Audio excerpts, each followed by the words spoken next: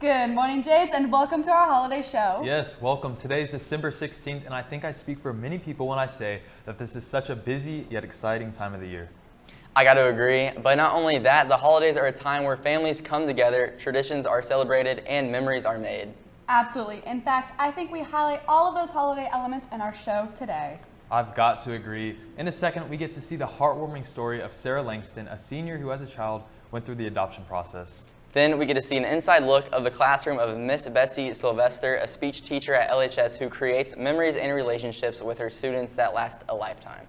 Lastly, we'll get a look at Mr. English, the cross-country coach at LHS, whose passion for running is unlike any other. I cannot wait, but without further ado, let's get this show started.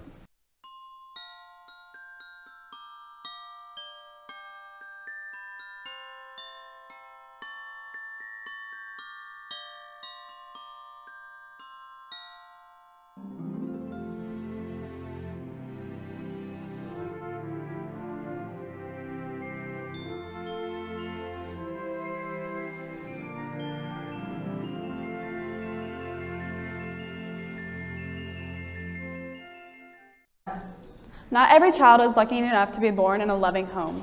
Adoption rates have only increased in the past decade, meaning the past 10 years, an average of 180,000 adoptions took place in the U.S. Being adopted gives many children a second chance they never thought they would have. Sarah Langston has a powerful story on how her world changed once she got adopted.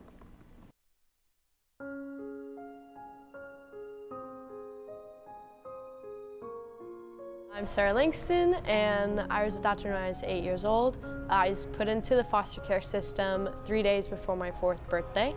So I stayed in there for 4 years, and I switched between 3 different families, 2 of which were, they were verbally abusive towards me, but then whenever I was 8, I was pulled out of that situation, and now I'm with a very loving family.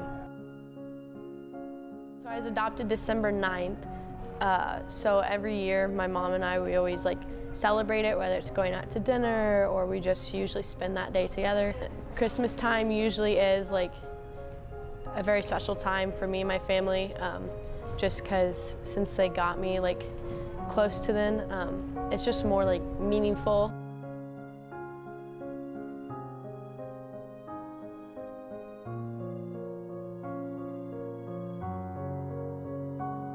Congratulations and have a good holiday.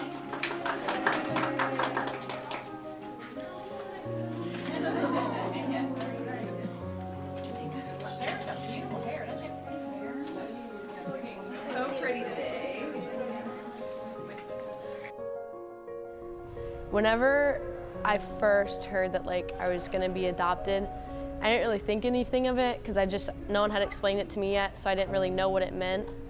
But then after it was explained to me, I just remember being super happy, and I know my hopes were really running high that it was gonna be finally the perfect family for me. And then after I was adopted and I realized what kind of family they were, I remember just being so overjoyed.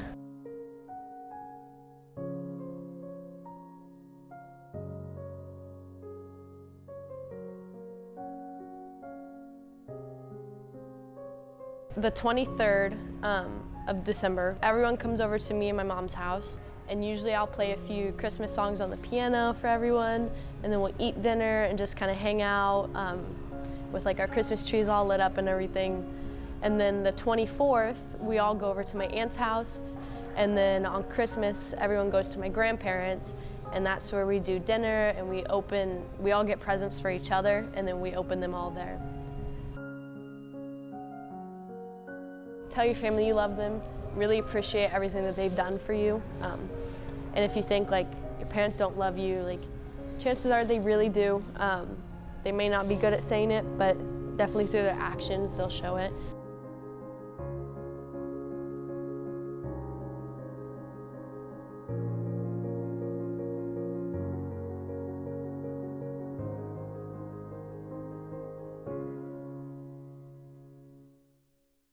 What an amazing story with an amazing message. Family indeed is everything. Even in LHS, Miss Betsy, a speech teacher, has showed her experience in forming somewhat of a family within her own classroom. It's truly inspiring to see how much not only a student can learn from a teacher, but what a teacher learns from her students. Let's take a look.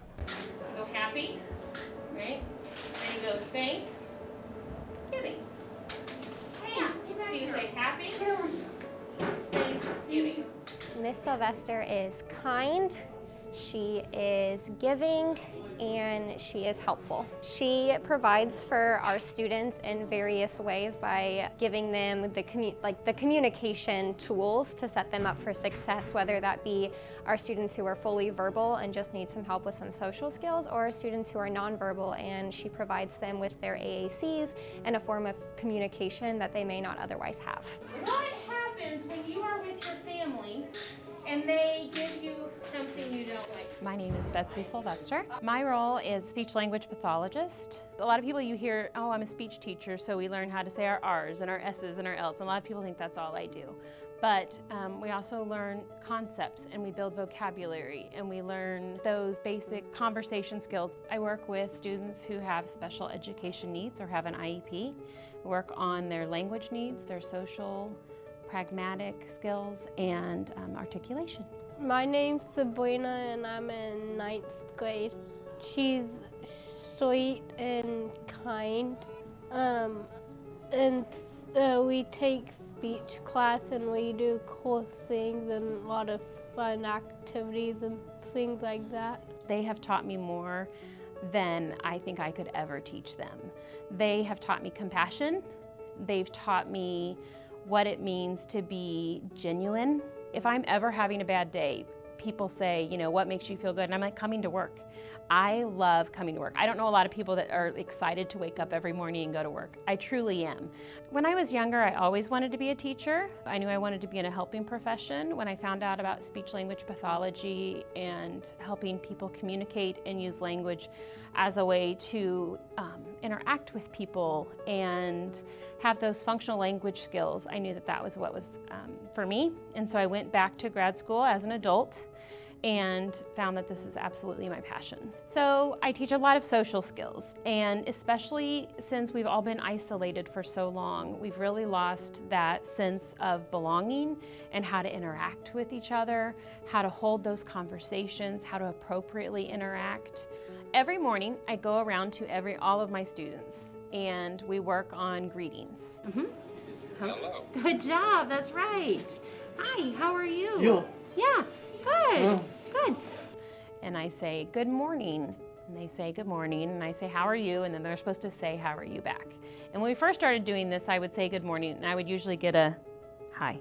And then the other day, I have a student who's been here, he's in the 18 to 21-year-old program, and I was sitting there and I was busy typing away on my computer, and he said, good morning, Betsy.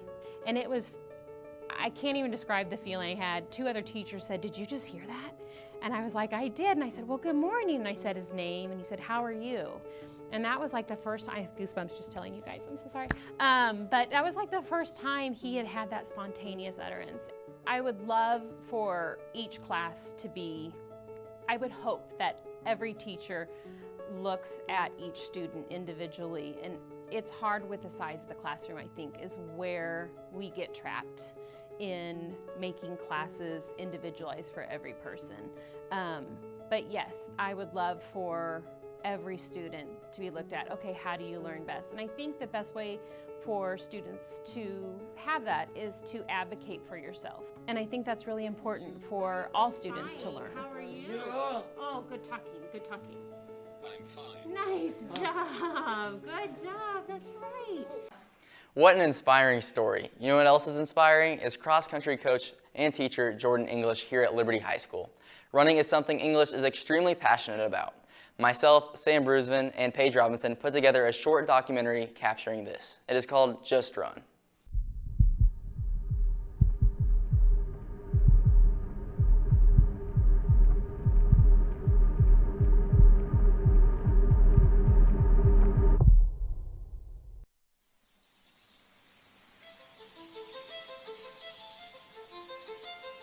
Dedication,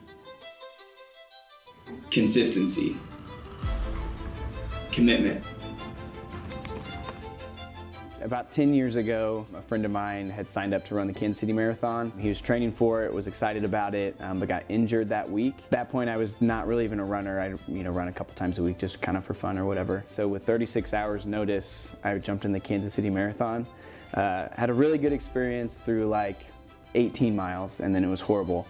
But finished and crossed the line, got my medal, and was for whatever reason kind of hooked after that. And the first thing that comes to mind is gratitude. Running has allowed me to meet some of my favorite people, taken me to some of my favorite places, given me some of my favorite memories.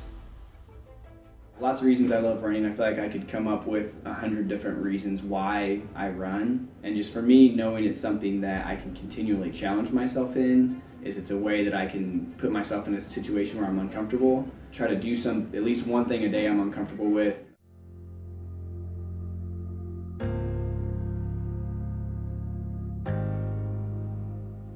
The hardest part about distance running is the consistency. So mentally and physically, you have to be consistent and know that motivation will ebb and flow, how hard training is will ebb and flow, and just being able to be consistent and to keep showing up through that. So just kind of deciding that you're going to run no matter what. For me, that's turned into just a constant in my life. No matter what life looks like, I know I'm going to have that constant, which is nice.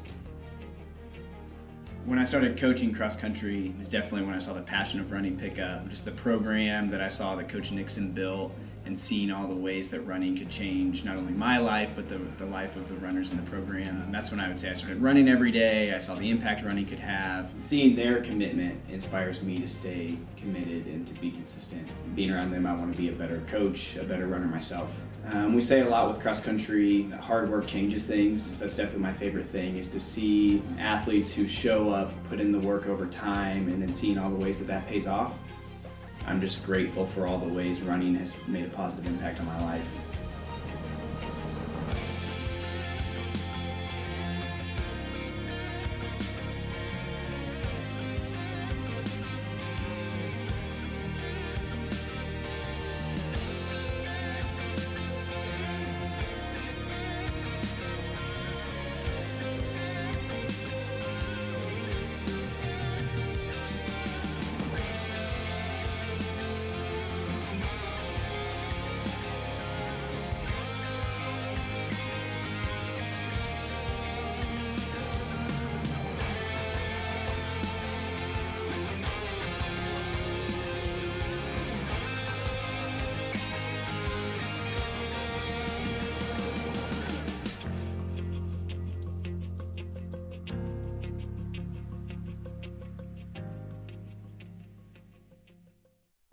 That comes to the end of our holiday show. KLHS wishes all of our viewers a happy holidays. And a happy new year. I'm Allie Collier. I'm Kyman Warman. And I'm Connor McLean. We'll see you next year.